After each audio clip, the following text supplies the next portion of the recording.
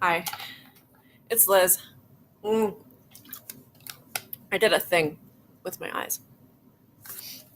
I'm not sure what I think of it, but anyway, so I wanted to do today, and I am doing a video about delusions. It's about specifically the logical structure of delusions. And this is based on both my observations of other people and my own experience. So before we get too far into it, I just want to read like the dictionary definition of delusion so that we don't get hung up on definitions. It says here, an idiosyncratic belief or impression that is firmly maintained despite being contradicted by what is generally accepted as reality or a rational argument, typically a symptom of a mental disorder. I posit that a mental disorder, I mean, this isn't really contradicting the definition, but I just want to point out that delusion can happen outside of what we would term as mental disorder. There isn't a discrete boundary between belief that is flawed and delusion. But I think there is kind of a spectrum. I don't believe, or I don't see anybody who has an opinion that's wrong or that I disagree with as being delusional per se. I think there are many reasonable conclusions that many people can come to about many things. What makes a delusion different, though? So I want to look at the logical structure because I think it's easy to get hung up on the specific things people say. If something sounds, unlikely, weird to you, you might be tempted to just write that off as a delusion.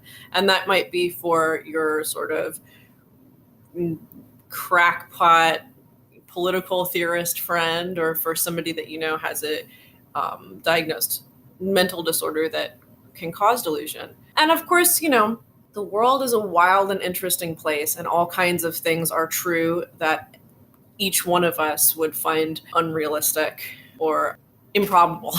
I mean, improbable things happen all of the time. And we are very constrained by the social conditioning that we've been brought up in. And so brushing things off is just, that sounds stupid. It's a reasonable thing to do because at some point we have to filter out claims and information, but it's not really a logical thing to do. It's basically just playing to your own biases of social conditioning.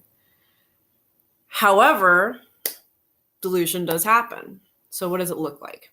So first, I want to make this point that, and this is an assertion that I'm making based on my own opinion, blah, blah, blah, but any kind of ideology is going to tend toward delusion.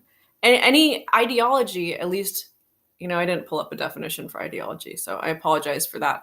But at least within my definition of ideology, what the connotations of what that brings up to me is a system of thought that is attempting to explain a fairly large scope of things, that focuses on a particular kind of analysis, and that because it's only using a particular kind of analysis to explain a very large body of things, it's probably at least somewhat reductionist. I would say that that's true of every political ideology that I'm aware of. So I'm including, Marxism. I'm including, well, I don't know if the alt-right really, they don't have a very coherent system of thought, so whatever. But definitely including like white nationalism, just a mess. And those are some fringe ideas, but I'm also including liberalism. Sorry. Definitely including anarchism. No offense. All the isms. I mean, any system of thought that any human person could have is going to be at best incomplete.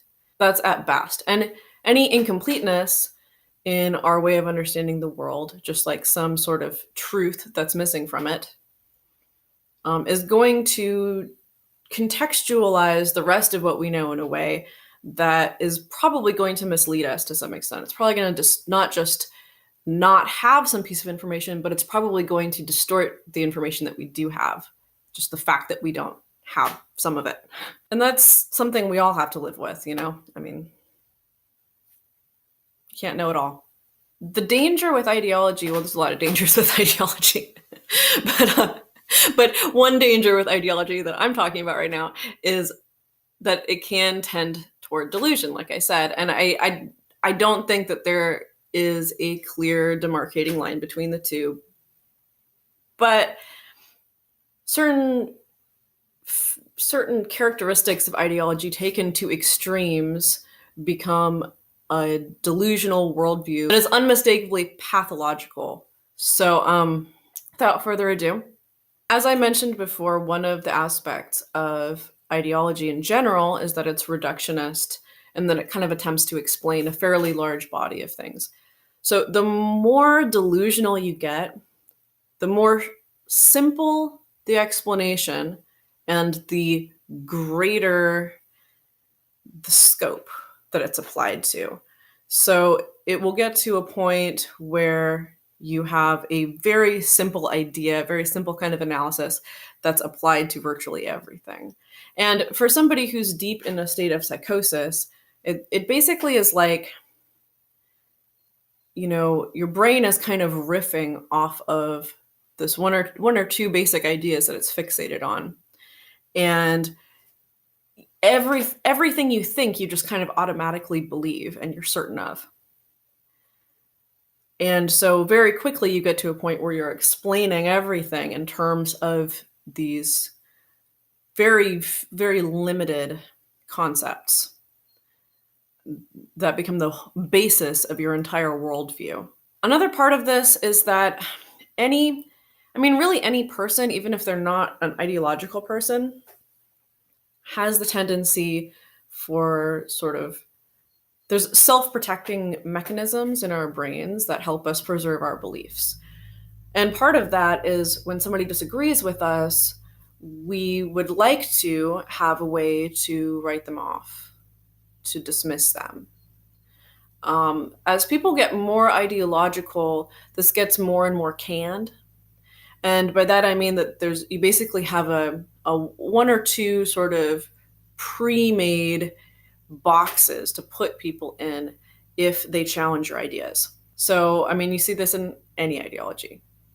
Usually there's special terminology for the different kinds of people that disagree with you. When it gets to a point where you're really getting delusional, an extra level of paranoia kicks in to where you won't just see them as being people who are, stupid or morally deficient or that have some agenda that's against what you're doing or something.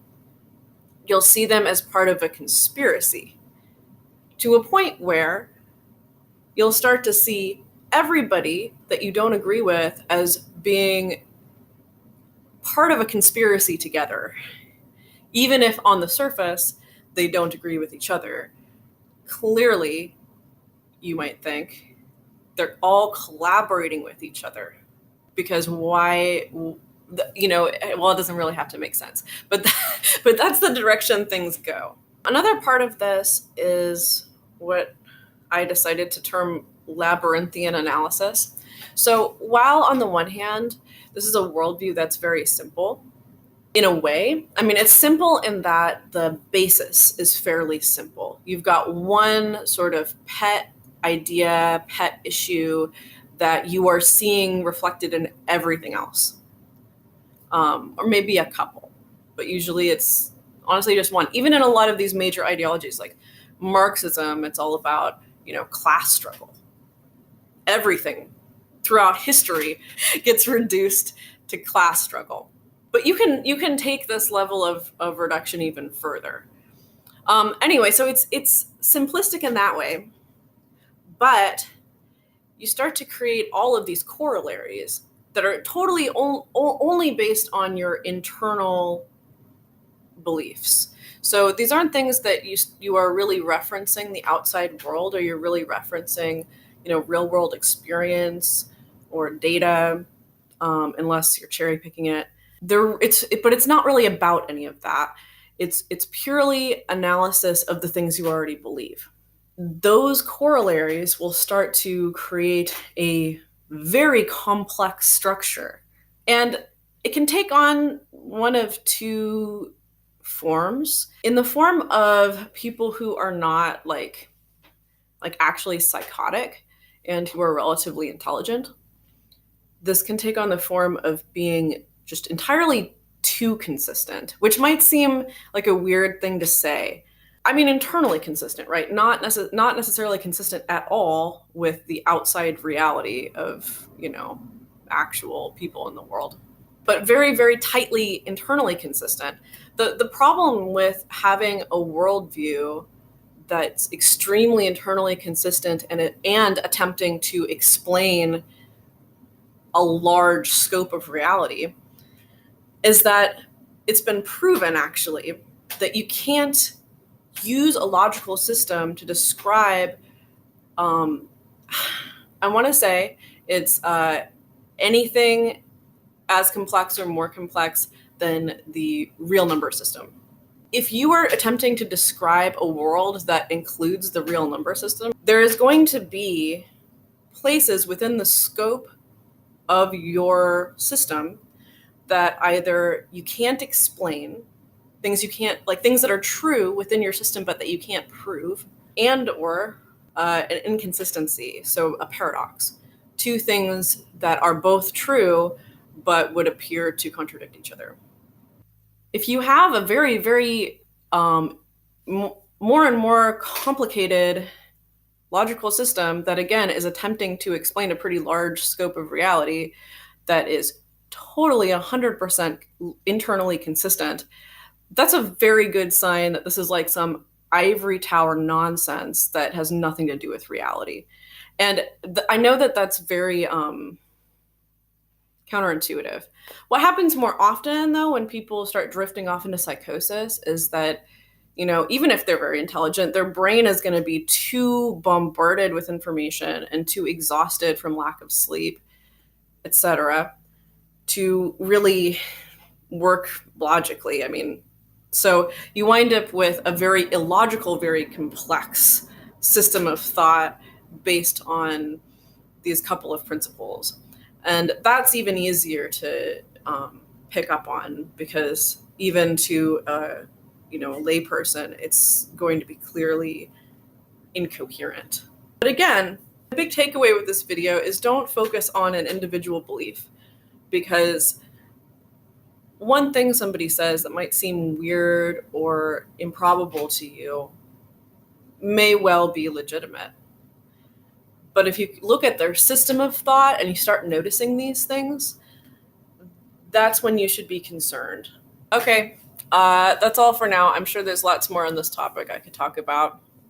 I'm still deciding whether or not I want to keep doing videos.